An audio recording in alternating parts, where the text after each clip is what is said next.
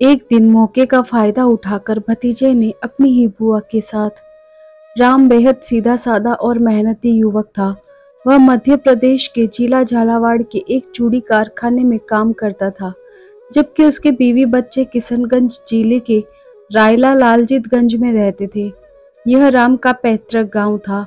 वहीं पर उसका भाई मिट्ठूलाल भी परिवार के साथ रहता था। जिला किशनगंज के ही थाना सहावर का एक गांव है बीनपुर कला। यहीं के रहने वाले आनंद सिंह का बेटा नारायण अक्सर नगला लालजीतगंज में अपने बुआ के घर आता जाता रहता था। उसकी बुआ की शादी राम के भाई मिट्ठूलाल के साथ हुई थी। राम की पत्नी सुनीता पति की गैर मौजूदगी में भी घर की जिम्मेदारी ठीक ठाक निभा रही थी। वह अपनी बड़ी बेटी की शादी कर चुकी थी। जिंदगी ने कब करवट ले ली, राम को पता ही नहीं चला। पिछले कुछ समय से राम जब भी छुट्टी पर घर जाता था, उसे पत्नी सुनीता के मिजाज में बदलाव देखने को मिलता था। उसे अक्सर अपने घर में नारायण भी बैठा मिलता था। नारायण हालांकि उसके भाई मिट्ठूलाल की पत्नी का भतीजा था, फिर भी वह यही सोचता था कि आखिर यह उसके घर में क्यों डेरा डाले रहता है। उसने एक दो बार नारायण को टोका भी कि बुआ के घर पड़े रहने से अच्छा है वह कोई कामकाज देखे। सुनीता ने भी नारायण पर कोई ज्यादा ध्यान नहीं दिया था, लेकिन वह जब भी आता था वह उसकी खूब मेहमान नवाजी करती थी। नारायण के मन में क्या था यह सुनीता को पता नहीं था। एक दिन नारायण दोपहर में उसके घर आया और चारपाई पर बैठकर इधर उधर की बातें करने लगा। अचानक वह उसके पास आकर बोला, बुआ, तुम जानती हो कि तुम कितनी सुंदर हो। नारायण की इस बात पर पहले तो सुनीता चौंकी, उसके बाद हंसती हुई बोली, मजाक अच्छा कर लेते हो। नहीं बुआ, ये मजाक नहीं है, तुम मुझे सचमुच बहुत अच्छी लगती हो। तुम्हें देखने को दिल चाहता है, तभी तो मैं तुम्हारे यहाँ आता हूँ, नारायण ने हंसते हुए कहा। नारायण की बातें सुनकर सुनीता के माथे पर बल पड़ गए। उसने कहा, तुम यह क्या कह रहे हो? क्या मतलब है तुम्हारा?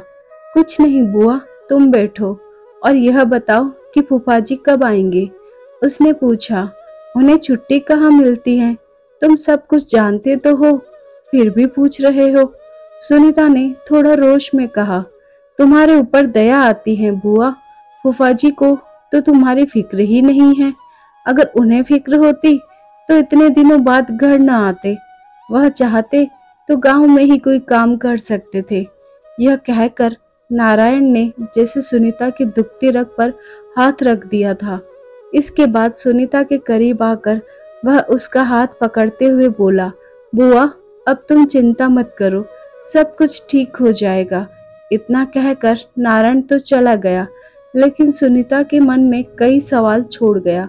वह सोचने लगी कि आखिर नारायण का उसके यहाँ आने जाने का मकसद क्या है। 28 साल का नारायण देखने में ठीक ठाक था। वह अविवाहित था और अपने गांव के एक ईंट भट्टे पर काम करता था। तनख्वाह तो ज्यादा नहीं थी, पर वहां उसे अच्छी कमाई हो जाती थी। बुआ के यहाँ आते आते उसका दिल बुआ की देवरानी सुनीता पर आ गया था। सुनीता पति की दूरी से बहुत परेशान थी। इसी का बहाना बनाकर उसने उसके दिल में जगह बनानी शुरू कर दी थी। रिश्ते की नजदीकियां रास्ते में बाधक थी। नारायण को इस बात का भी डर लग रहा था कि अगर सुनीता को बुरा लग गया तो परिवार में तूफान आ जाएगा। उस दिन नारायण के जाने के बाद सुनीता देर तक उसी के बारे में सोचती रही कि आखिर नारायण चाहता क्या है। उस रात सुनीता को देर तक नींद नहीं आई।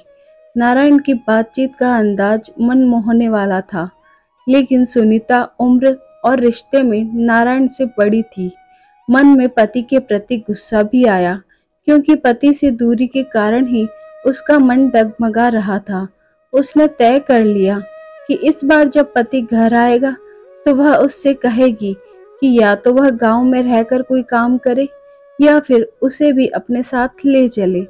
कुछ दिनों बाद राम छुट्टी पर आया तो सुनीता ने कहा, देखो, तुम्हारे बिना मेरा यहाँ बिल्कुल भी मन नहीं लगता।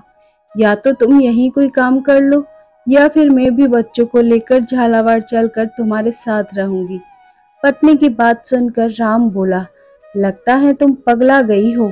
तुम अपनी उम्र तो देखो, बच्चे बड़े हो रहे हैं और तुम्हें रोमांस सूझ रहा है। तो क्या अब मैं बूढ़ी हो गई हूँ? सुनीता ने कहा, नहीं नहीं, ऐसा नहीं है। पर सुनीता, यह मेरी मजबूरी है। मेरी तनख्वाह इतनी नहीं कि वहां किराए पर कमरा लेकर तुम्हें साथ रख सकूं। और तुम क्या सोच रही हो कि वहां मैं खुश हूँ? नहीं, तुम्हारे बिना मैं भी कम परेशान नहीं हूँ। पति के जवाब पर सुनीता कुछ नहीं बोली। राम 3 दिनों तक घर पर रहा। तब तक सुनीता काफी खुश रही, पर पति के जाने के बाद उसके जिस्म की भूख फिर सिर उठाने लगी। वह उदास हो गई। तब उसके दिलो दिमाग में नारायण घूमने लगा। वह उससे मिलने को उतावली हो उठी। इतना ही नहीं, वह अपनी जेठानी के घर जाकर बोली, दीदी, नारायण आया नहीं क्या? जेठानी ने कहा, आया तो था, पर जल्दी में था। क्यों, कोई काम है क्या? नहीं, मैंने तो यूं ही पूछ लिया। उदास मन से सुनीता वापस आने को हुई। तभी जेठानी ने कहा, शायद वह कल आएगा। जेठानी की बात सुनकर सुनीता का दिल बल्लियां उछलने लगा। उसे लग रहा था कि नारायण उससे नाराज है, तभी तो वह उसके घर नहीं आया। अगले दिन अचानक उसके दरवाजे पर दस्तक हुई। उसने दरवाजा खोला। सामने नारायण खड़ा था। तुम? उसे देखकर सुनीता हैरानी से बोली, हाँ मैं ही हूँ बुआ। लेकिन तुम मुझे देखकर इतना हैरान क्यों हो?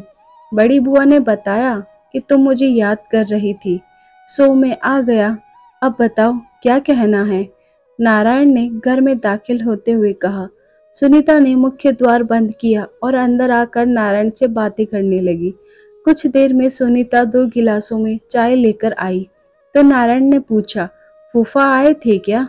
हाँ, आए तो थे, लेकिन 3 दिन रहकर चले गए। सुनीता बेमन से बोली। नारायण को लगा कि वह फूफा से खुश नहीं है। उसने मौके का फायदा उठाते हुए कहा, बुआ, मैं कुछ कहना चाहता हूँ, पर डर लगता है कि कहीं तुम बुरा न मान जाओ। नहीं, तुम बताओ क्या बात है? बुआ, सच तो यह है कि तुम मुझे बहुत अच्छी लगती हो और मैं तुमसे प्यार करने लगा हूँ। नारायण ने एक ही झटके में मन की बात कह दी। नारायण की बात पर सुनीता भड़क उठी। क्या मतलब है तुम्हारा? और हाँ, प्यार का मतलब जानते हो? अपनी और मेरी उम्र में फर्क देखा है? मैं रिश्ते में तुम्हारी बुआ लगती हूँ। हाँ, लेकिन इस दिल का क्या करूँ जो तुम पर आ गया है? अब तो दिलो दिमाग पर हमेशा तुम ही छाई रहती हो। नारायण ने कहा, लगता है तुम पागल हो गए हो। जरा सोचो, अगर घर वालों को यह सब पता चल गया तो मेरा क्या हाल होगा? सुनीता ने कहा। नारायण चारपाई से उठा और सुनीता के पास जाकर उसके गले में बाहें डाल दी। सुनीता ने इसका कोई विरोध नहीं किया। इससे नारायण की हिम्मत बढ़ गई। इसके बाद सुनीता भी खुद को नहीं रोक सकी और मर्यादा भंग हो गई। जोश उतरने पर जब होश आया तो दोनों में से किसी के भी मन में पछतावा नहीं था। सुनीता को अपना मोबाइल नंबर देकर और फिर आने का वादा करके नारायण चला गया। उस दिन के बाद सुनीता की तो जैसे दुनिया ही बदल गई। पर कभी कभी उसे डर भी लगता था कि अगर भेद खुल गया तो क्या होगा। अब नारायण का आना जाना लगा रहने लगा। इसी बीच एक दिन राम अचानक घर आ गया। उसकी तबीयत खराब थी, पर उस समय घर पर नारायण नहीं था।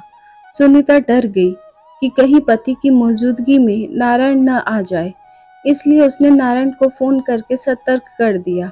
हफ्ते भर बाद राम चला तो गया, पर सुनीता के मन में डर सा समा गया। पड़ोसियों को सुनीता के घर नारायण का आना जाना अखरने लगा। आखिर एक दिन पड़ोसन ने सुनीता को टोक ही दिया, जवान लड़की का इस तरह घर आना जाना ठीक नहीं है। अपनी जवान बेटी का कुछ तो ख्याल करो। सुनीता तमक कर बोली, अपने घर का ख्याल मैं खुद रख लूंगी, तुम हमारी फिक्र मत करो। नारायण उसके यहाँ बेखौफ और बिना रोक टोक आता जाता था। पड़ोसियों के मन में भी शक के बीज पड़ चुके थे। एक दिन जब राम घर आया तो एक पड़ोसी ने कहा, नारायण तुम्हारी गैर मौजूदगी में तुम्हारे घर अक्सर आता है, तुम्हें इस बात पर ध्यान देना चाहिए। इस बात से राम को लगा कि जरूर कुछ गड़बड़ है। उसने सुनीता से पूछा, यह नारायण का क्या चक्कर है? पति की बात सुनकर सुनीता की धड़कनें बढ़ गई। यह क्या कह रहे हो तुम? तुम्हारा रिश्तेदार है, कभी कभी यहाँ आ जाता है, इसमें गलत क्या है? घर में जवान बच्ची है, तुम उसे यहाँ आने के लिए मना कर दो। राम ने कहा, अपनी बेटी की देखरेख मैं खुद कर सकती हूँ, पर कभी सोचा है कि तुम्हारे बिना मैं कैसे रहती हूँ? तुम लोगों के लिए ही तो मैं बाहर रहता हूँ। जरा सोचो, क्या तुम्हारे बिना मुझे वहां अच्छा लगता है क्या? राम को सुनीता की इस बात से विश्वास होने लगा कि पड़ोसियों ने उसे उसकी पत्नी और नारायण के बारे में जो खबर दी है वह सही है। राम 2-4 दिन रुक कर अपने काम पर झालावाड़ चला गया, पर इस बार उसका काम में मन नहीं लगा। उसे लगता था जैसे उसकी गृहस्थी की नींव हिल रही है। एक दिन अचानक वह छुट्टी लेकर बिना बताए घर आ गया। उसने घर में कदम रखा तो घर में कोई बच्चा दिखाई नहीं दिया। उसने कमरे का दरवाजा खोला तो सन्न रह गया। उसकी पत्नी नारायण की बाहों में थी। गुस्से में राम ने डंडा उठाया और सुनीता की खूब पिटाई की, जबकि नारायण भाग गया। पीटने के बाद भी सुनीता के चेहरे पर डर नहीं था। वह घुर्रा कर बोली, इस सब में मेरी नहीं बल्कि तुम्हारी गलती है। मैंने कहा था ना कि मैं तुम्हारे बिना नहीं रह सकती, पर तुमने मेरी भावनाओं का ख्याल कहाँ रखा? राम का गुस्सा बढ़ गया। वह हैरान था कि सुनीता ने रिश्तों का भी ख्याल नहीं रखा। नारायण तो उसके बेटे की तरह है। उसने कहा, ठीक है, अब मैं आ गया हूँ, सब संभाल लूंगा। मैं आ गया हूँ से क्या मतलब है तुम्हारा? सुनीता ने पूछा। अब मैं नौकरी छोड़कर हमेशा के लिए आ गया हूँ, यही खेती बाड़ी करूंगा, फिर देखूंगा तुझे, राम ने कहा। पति के नौकरी छोड़ने की बात सुनकर सुनीता परेशान हो उठी, क्योंकि अब उसे नारायण से मिलने का मौका नहीं मिल सकता था। उसने नारायण को सारी बात बताकर सतर्क रहने को कहा। अब वह किसी भी कीमत पर नारायण को छोड़ने को तैयार नहीं थी। उसके मन में पति के प्रति नफरत पैदा हो गई। राम को अब इस बात का डर लगा रहता था कि सुनीता नारायण के साथ भाग न जाए। अगर ऐसा हो गया तो समाज में उसकी नाक ही कट जाएगी। लिहाजा उसे अपनी दुराचारी पत्नी से नफरत हो गई। बेटी भी जवान थी, पर वह माँ की ही तरफ से बोलती थी। उसे इस बात का भी डर था कि कहीं बेटी भी गुमराह न हो जाए। राम की चौकसी के बावजूद सुनीता और नारायण मौका पाकर घर से बाहर मिलने लगे। यह बात भी राम से ज्यादा दिनों तक छिपी नहीं रह सकी। उसने सुनीता को एक बार फिर समझाने की कोशिश की, पर वह कुछ भी मानने को तैयार नहीं थी। राम समझ गया कि अब कोई बड़ा कदम उठाना ही पड़ेगा, वरना उसकी गृहस्थी डूब जाएगी। घर का वातावरण काफी तनावपूर्ण रहने लगा था। नारायण राम की खुशियों के रास्ते में बाधा बन गया था। काफी सोचने विचारने के बाद राम को लगा कि इस समस्या का अब एक ही हल है कि रास्ते के कांटे को जड़ से निकाल दिया जाए। दूसरी ओर रोज रोज पीटने से सुनीता को लगने लगा था कि अब वह पति के साथ ज्यादा दिनों तक नहीं रह सकती। वह खुलकर नारायण के साथ अपनी दुनिया बसाना चाहती थी। राम धीरे धीरे अपने इरादे को मजबूत कर रहा था। बेशक यह काम उसके लिए कठिन था, पर एक ओर चरित्रहीन पत्नी थी तो दूसरी ओर बेलगाम भतीजा। दोनों उसके गुस्से को हवा दे रहे थे। योजना के अनुसार राम उसी ईंट भट्टे पर काम करने लगा जहां नारायण करता था।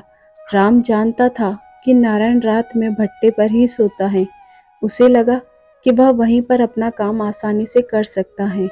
वह भी भट्टे पर ही सोने लगा और मौके की तलाश में लग गया। नारायण अपने फूफा राम के इरादे से बेखबर था, जबकि राम ने तय कर लिया था कि अपनी इज्जत पर हाथ डालने वाले को वह जिंदा नहीं छोड़ेगा। अपनी नौकरी के तीसरे दिन राम को मौका मिल गया। उसने देखा नारायण अकेला सो रहा था। वह अपनी जगह से उठा और फावड़े से नारायण पर प्रहार कर दिया। चोट नारायण के कंधे पर लगी तो वह चीख कर उठा और भागने की कोशिश की, लेकिन राम ने उस पर ताबड़तोड़ प्रहार कर दिए, जिससे वह वहीं पर मर गया। नारायण की हत्या करने के बाद राम ने राहत की सांस ली, पर उसकी दिमागी हालत ठीक नहीं थी। वह फावड़ा लेकर सीधे थाना महावर पहुंचा और पुलिस को सारी बात बता दी। थाना प्रभारी ने राम से पूछताछ करके उसे उस जगह ले गए जहां उसने नारायण की हत्या की थी। पुलिस ने जरूरी कार्रवाई करके लाश पोस्टमार्टम के लिए भिजवा दी। पुलिस ने राम के खिलाफ हत्या का मुकदमा दर्ज कर उसे न्यायालय में पेश किया, जहां से उसे न्यायिक हिरासत में भेज दिया गया। धन्यवाद दोस्तों। आई होप आपको ये कहानी जरूर पसंद आई होगी। ऐसी और कहानी सुनने के लिए हमारे चैनल को लाइक, शेयर और सब्सक्राइब कीजिए। Thanks for watching. दोस्तों, अगर आप कोई अपनी कहानी सुनना चाहते हैं हमारी जुबानी, तो आप हमारे साथ शेयर कर सकते हैं इंस्टाग्राम, फेसबुक पर। लिंक हमने डिस्क्रिप्शन में दिया है, आप हमें वहां जाकर फॉलो कीजिए और हमारे साथ अपनी कहानी शेयर कीजिए, हम वही लेकर आएंगे।